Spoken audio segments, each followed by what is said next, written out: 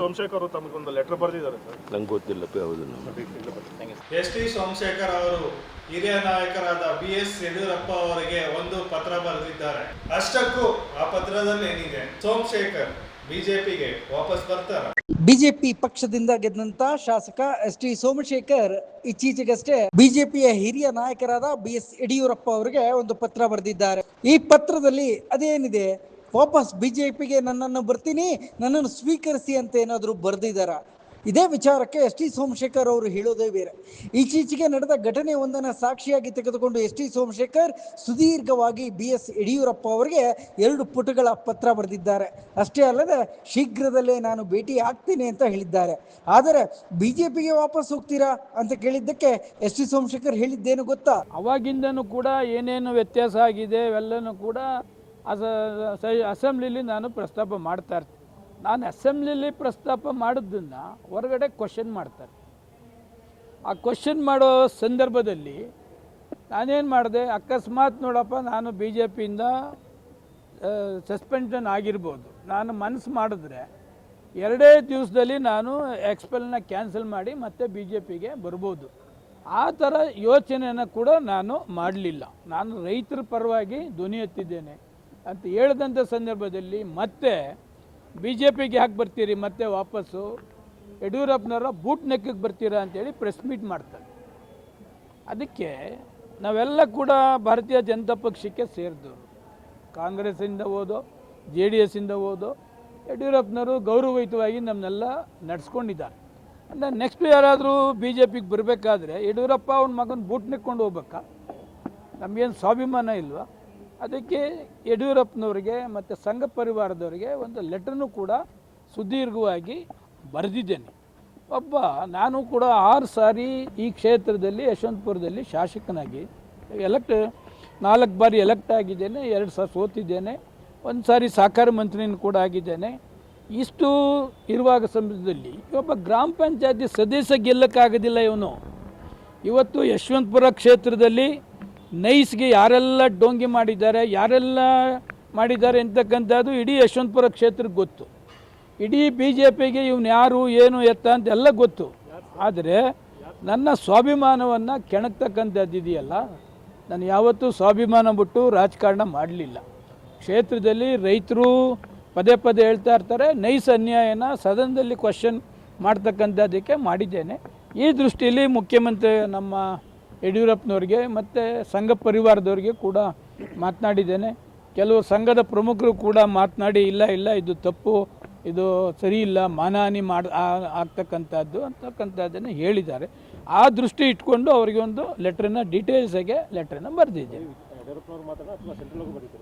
ಸೆಂಟ್ರಲ್ಗೆ ಏನು ಬರೆದಿಲ್ಲ, ಯಡಿಯೂರಪ್ಪನವ್ರಿಗೆ ಅವ್ರ ಮಗನಿಗೆ ಸಂಘ ಪರಿವಾರದ ಯಾರು ಇನ್ಚಾರ್ಜ್ ಇರ್ತಾರೆ ಅವ್ರಿಗೆಲ್ಲ ಕೂಡ ಇದು ಹಾಕಿದ್ದೇನೆ. ಇದು ಎಷ್ಟರ ಮಟ್ಟಿಗೆ ಸರಿ?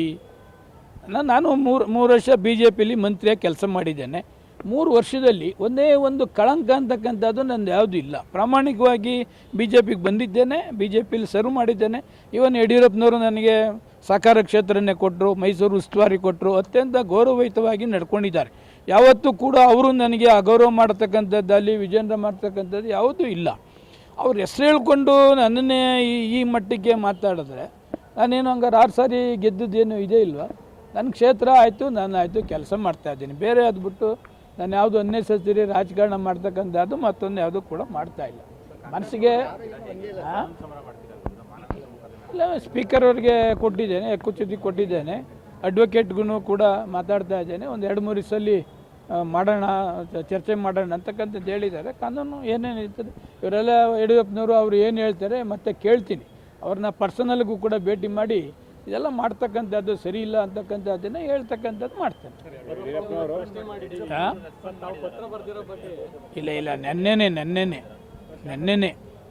ನೆನ್ನೆನೆ ನಾನು ಇದುವರೆಗೂ ಪತ್ರ ಬರಿಬಾರ್ದು ಅಂತಕ್ಕಂಥದ್ದಿತ್ತು. ಆದರೆ ನಮ್ಮ ಕ್ಷೇತ್ರದಲ್ಲಿ ತಪ್ಪು ಮೆಸೇಜ್ ಹೋಗಬಾರ್ದು ಅಂತಕ್ಕಂಥ ದೃಷ್ಟಿಯಿಂದ ನಾನೇ ಕುಳಿತು ಒಂದು ಡ್ರಾಫ್ಟ್ ರೆಡಿ ಮಾಡಿ ಅವ್ರಿಗೆ ಕಳಿಸಿದ್ದೇನೆ. ಪರ್ಸನಲ್ಲೇ ಹೋಗಿ ಭೇಟಿ ಮಾಡಬೇಕಾಯ್ತು. ಬಟ್ ನಮ್ಮದು ಇವತ್ತು 75ನೇ ವರ್ಷ ಅಮೃತ ಮಹೋತ್ಸವ ಕಾರ್ಯಕ್ರಮ. ಜೊತೆಗೆ ಅವರು ಎಲೆಕ್ಷನ್ ಬ್ಯುಸಿ ಇರ್ತಾರೆ, ಅವರ ಟೈಮ್ ಕೇಳಿ ನಾನೇ ಅವರಿಗೆ ಪರ್ಸನಲ್ಗೆ ಲೆಟ್ರನ್ನ ಕೊಡ್ತಕ್ಕಂಥದ್ದನ್ನು ಮಾಡಿ ಏನೆಲ್ಲ ಫ್ಯಾಕ್ಟ್ಸ್ ನಡೀತು ಅದನ್ನು ವಾಸ್ತವಾಂಶ ಅವ್ರ ಗಮನಕ್ಕೆ ತರ್ತಕ್ಕಂಥ ಕೆಲಸ ಮಾಡ್ತಾರೆ. ಆ ಥರ ಚಿಂತನೆಯನ್ನು ಮಾಡಲಿಲ್ಲ. ಈಗ ಏನು ಮಾತಾಡಿಲ್ಲ ಸರ್ ನನ್ನ ಪ್ರಕಾರ.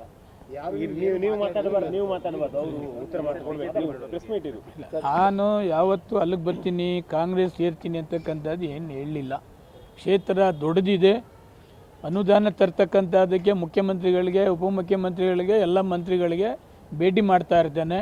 ಅನುದಾನ ಕ್ಷೇತ್ರಕ್ಕೆ ತರ್ತಾ ಇದ್ದೇನೆ, ಕ್ಷೇತ್ರದಲ್ಲಿ ಕೆಲಸ ಮಾಡ್ತಾ ಇರ್ತೇನೆ. ಅಷ್ಟಕ್ಕೆ ಇವಾಗ ನಾನು ತೀರ್ಮಾನ ಮಾಡಿದ್ದೇನೆ.